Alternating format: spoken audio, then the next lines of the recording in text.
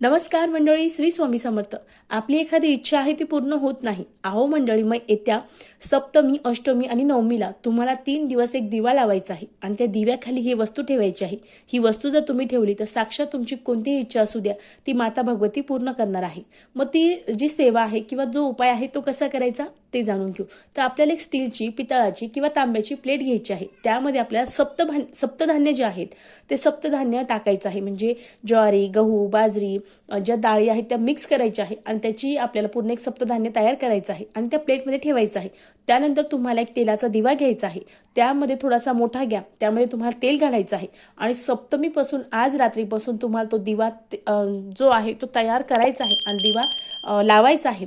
आणि दिवा लावल्यानंतर तुम्हाला जोही देवीचा मंत्र येतो तो मंत्र म्हणायचा आहे. शक्य झाल्यास तुम्हाला एक माळ 108 वेळेस ओम ऐं ह्रीं क्लीं चामुंडाय विचे या मंत्राचा जप करणं शक्य झाला तर अवश्य करा. दिव्याची पूजा करून दिव्याला फूल अर्पण करायचं आहे. न चुकता तुम्हाला अगदी साधा आणि सोपा उपाय करायचा आहे. याने तुमची कोणतीही इच्छा असू द्या लवकरात लवकर पूर्ण होणार आहे. श्री स्वामी समर्थ. धन्यवाद.